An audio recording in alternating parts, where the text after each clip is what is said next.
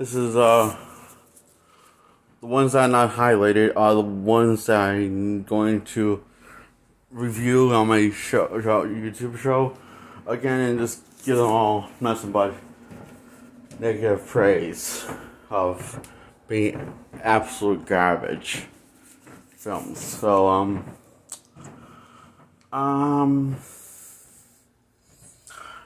to decide which one I want to do in this video, okay, or which fun batch I want to do, okay.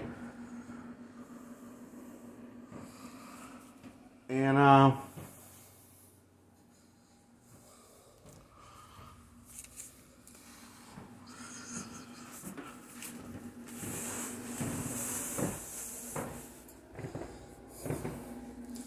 think I know which ones I want to do, okay?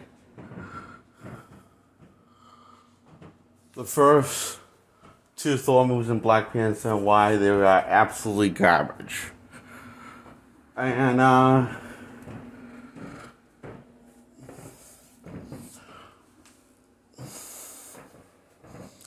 now, be honest with you, the Thor one's a lot better than the Black Panther one. This is going to be the only one with Chad Bowl when he gets a official title in the film by his main character. So yeah, he's mostly dead now of cancer, and so he's now 60 on the ground. But and I guess other people are going to be it's not going to like really speak their minds on what they think of the film. So, and those who already have are going to basically kiss his ass. And I don't know why. I'm not going to get into that. I'm just not going to. Now, don't expect me to basically like a film just because he's fucking dead. I just don't roll like that. I just like a film because I don't. Not because I don't like a film because I like a film, not because I share sympathy. Not because not because the sake of making me seem like a good person. When in reality don't like, I just like, you know how people, I just don't like when people like a film just when they don't really like a film but just like him just because he's dead, you know? It just seems kind of like sort of like an asshole thing to do. Yeah, so I'm going to talk about why I hate Black Panther.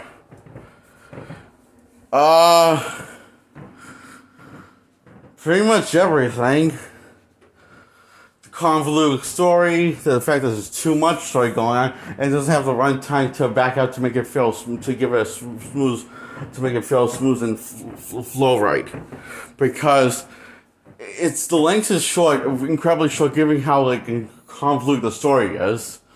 Like this film should be only at least 3 hours or more, and because the story is so fucking trying to juggle all these things,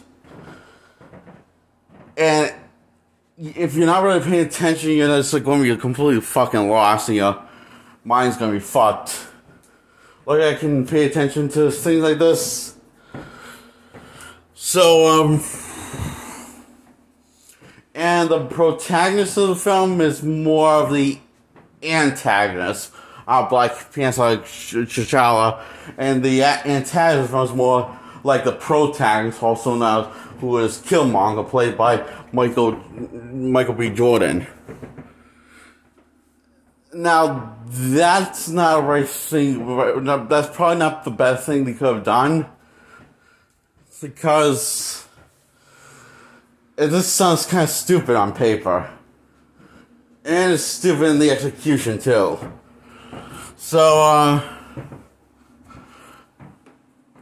oh yeah, now basically there's two, like, stories going on in one involving tying into Chad Boseman's character, and the other one's tying into Michael G. Jordan's character, Killmonger.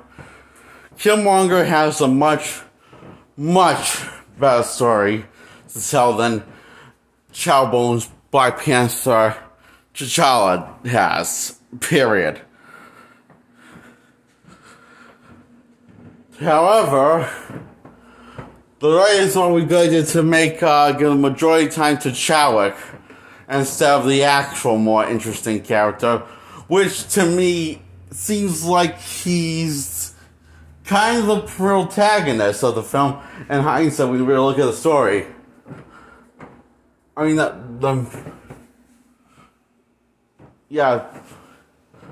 main character, the protagonist, the one in pain and stuff. I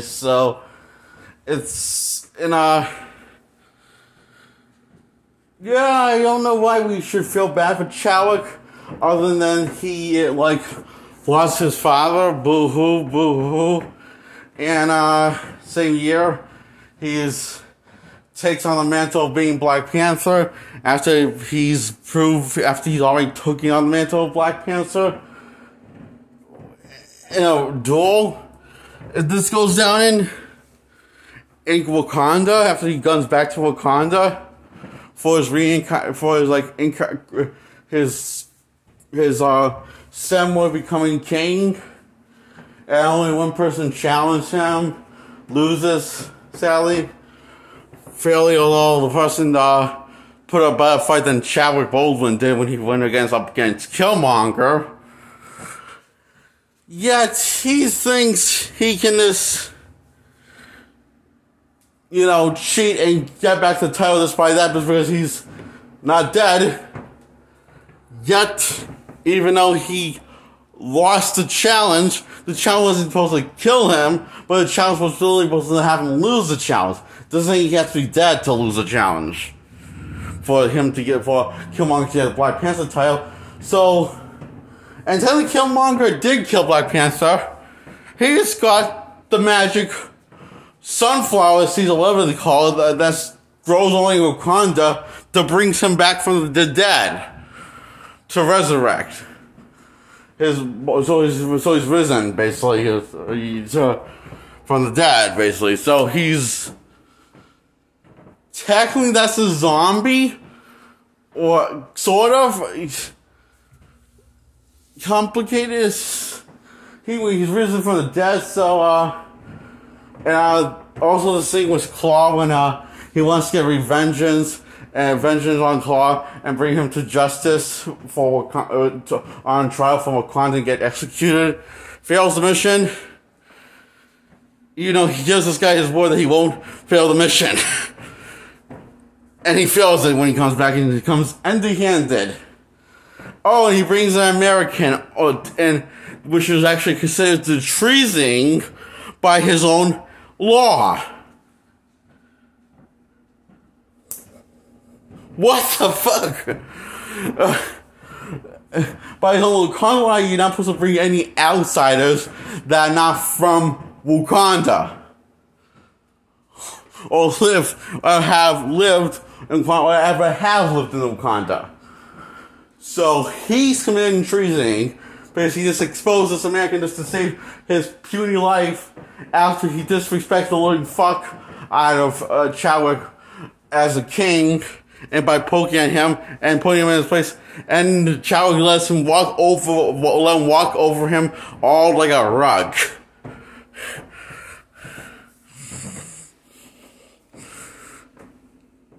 Makes sense why he would want to save him, T'Challa. I'm sure that's and now he's seeing what Wakanda actually looks like on the inside, and he's seeing the technology. This is not a good look for you, T'Challa. What are you doing, dude? You're taking shit, but you're also breaking your laws.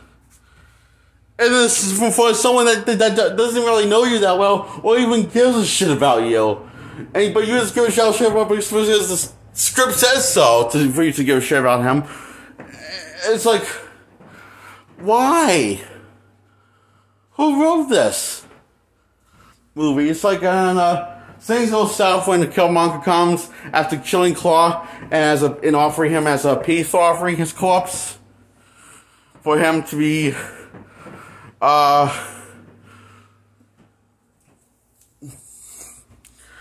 him to be let back into Wakanda as a citizen, even though he basically originated from there, and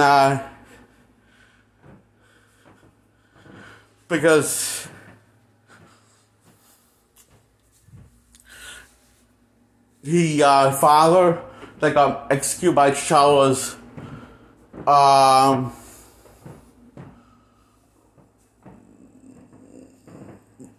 father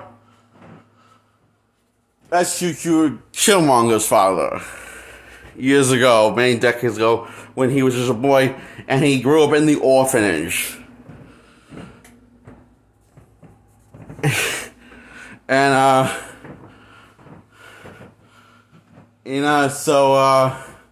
because instead of T'Challa's father bring the boy home, he decides to abandon him and kick him off and never let him back into his country and then bring him home to Wakanda. So, this is all T'Challa's father's fault, which is also T'Challa's fault because T'Challa's won. Well, it's kind of T'Challa's fault because, actually, no, it's not kind of T'Challa, but it's all T'Challa's father's fault. And he calls his own father out in the afterlife on his bullshit and how wrong he was to doing that.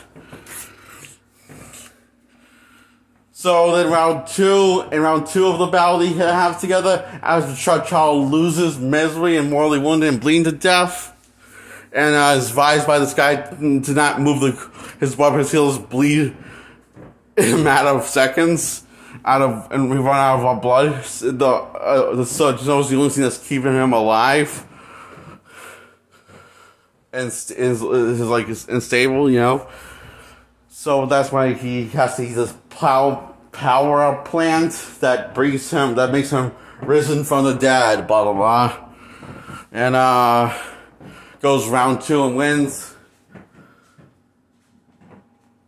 after dying. And This ain't round 2. This is not round 2. This is his onset because he lost the duel and he's only a Black Panther. When he shouldn't get a second chance. That's not even part of the rules, or that's not even a loophole. That's just stupid. And then you have these other people that rebel. See Charles, and he said, we will rebel against him for some reason, even though we're committing treason against our own country. And the ones who don't are the bad guys. Rebel for T'Challa, you know? That don't commit treason. But the ones who do commit treason are the good guys. On Wakanda's land. What? And, T'Challa stabs, gets the drama come by stabbing him, wounding him. And, he offers to save his life. T'Challa is told by Killmonger, no fucking thanks. I'm not going to be a slave because I know what that happens. I know what happens when you save people who are in my position. You just make them into your slaves. So he decides to just put himself off his misery, like a hero. So that was Black Panther. And the color grading, the color is awful. It looks so off and damages so much of the effects on this film to a point it looks like a outdated PlayStation 1 game or Nintendo 64. It looks like Nintendo 64 of Mario. It looks like the graphics were more. The CGI scenes looks more like the graphic scenes in Mario 64, but now I said I realized that even that's more believable than the CGI in this movie, and I'm not sure if that's because the CGI is just crap, or it's because the color temperatures are so out of whack, it's damaging and destroying, literally and figuratively, the CGI effects, in every effect of the shot of the movie. And that can be said for the next two films. That can be said for the next two films, Thor and Thor the Dark World.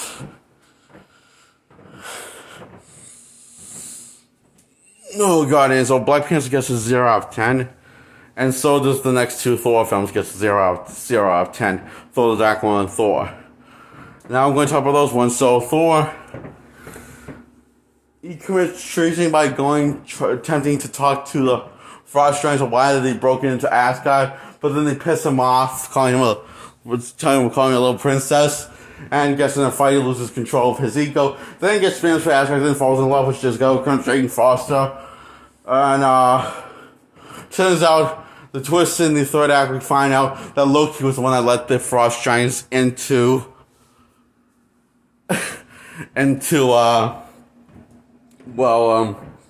Asgard to basically he was part of his diabolical attempt to get rid of Thor, because apparently he hates Thor and jealous of Thor, yeah.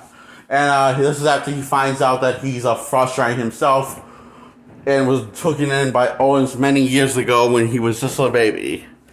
After defeating the war after Owens claimed his victory, was his war over the Frost Giants, and won that war single-handedly after many Asgard warriors fall. So yeah, Loki's adopted, and somehow this supposed to make sense, I guess. Thor finds this out. It's something about him being a Frost Giant. Puts 2 and 2 together. After his friend says he's not banished from Asgard, but Owens went into a sleep, not even dead. And Loki said the opposite, that he's banished from Asgard because still banished from Asgard, and he can't go back because Owens dead. And find out he's not banished because Odin still lives. He's in his Odin sleep. That happens every 1,000 or hundreds of years, something like that. So yeah. Well, he's technically banished. He's not banished for life because Odin still lives and breathes. He's just in his sleep or slumber. After passing out, it happens once he looks like he's about to have a heart attack, and after Loki freaks out of him, have a freak out at him of keeping the truth from him, of him being frustrated, and take him in for a reason, and realizing that that reason was absolutely pointless. So never bring him back to or telling him of his own nature, or his family, or his heritage, or anything. So, Odin, you're a dick. This is all your fault. You're an idiot. All these things that happened that went wrong with your son happened because of you. So, yeah. So, Thor was a heroic sacrifice by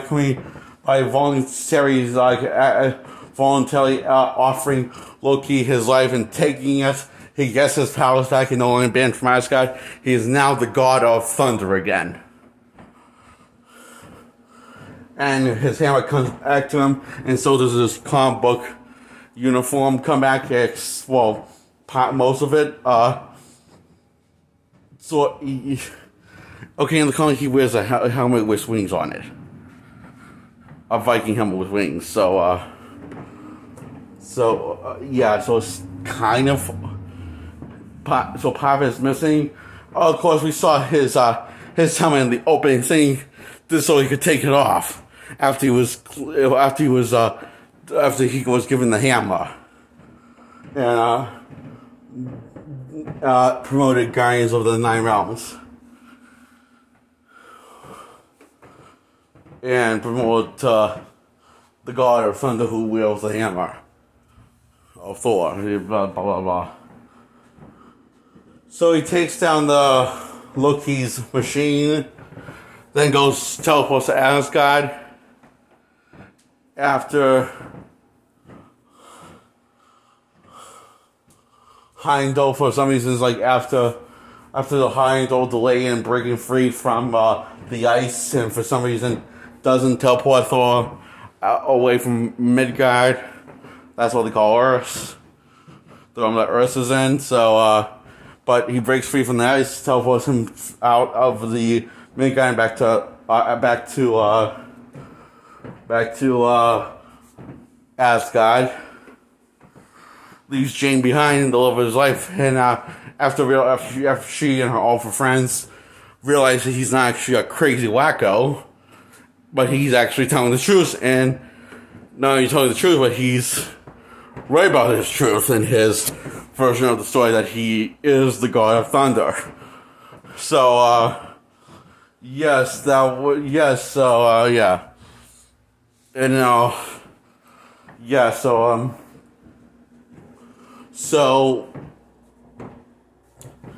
he goes to Asgard, destroys the bridge, and kicks Loki's ass, and Loki drops to his doom in a black hole after he realized that after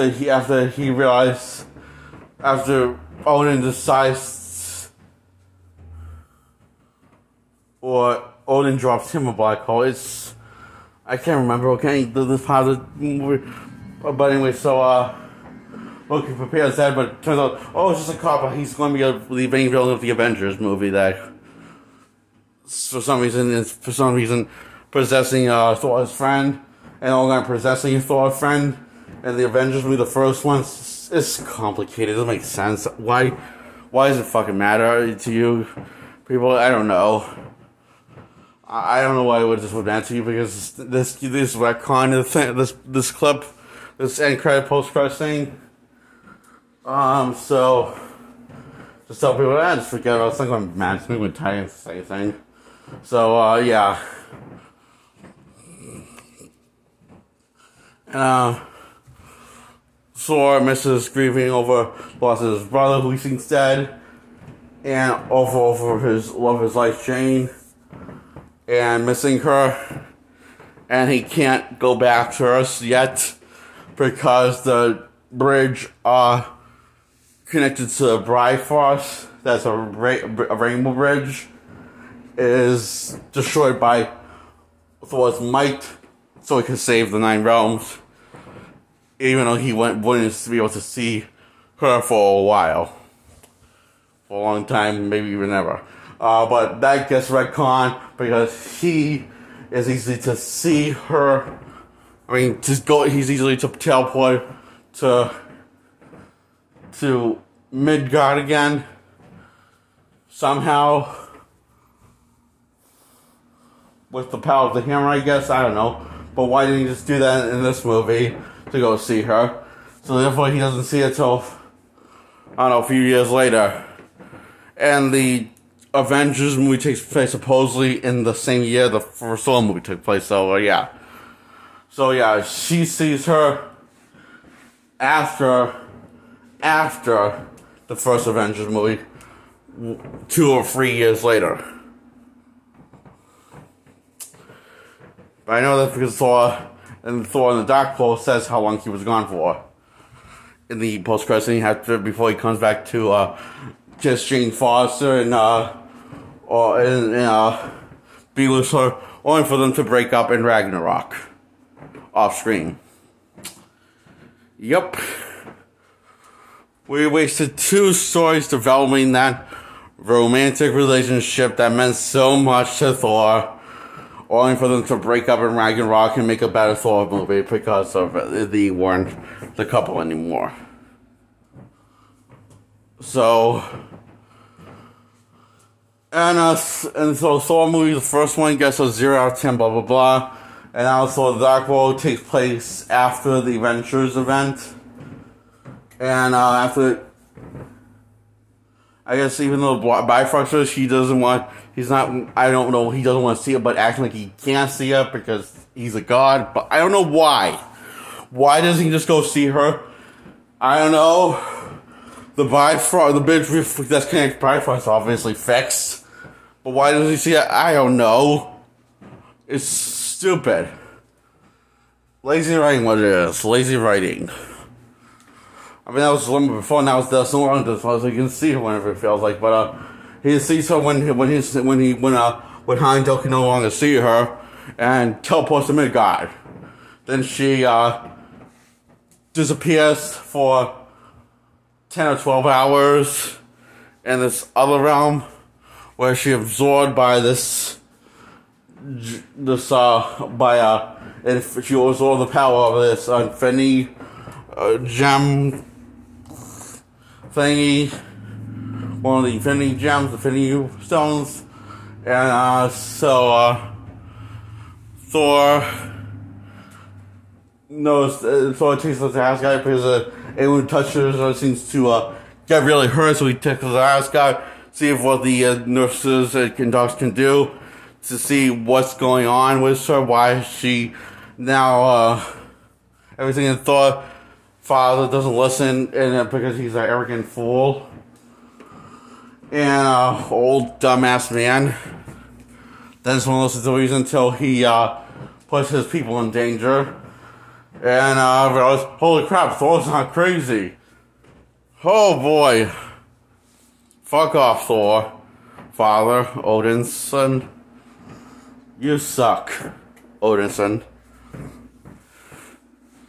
You know, yeah, so, finds out this whole history about the Dark Elves and Dark World, where they live and how there was a war, blah, blah, blah, between the Odins and, Odin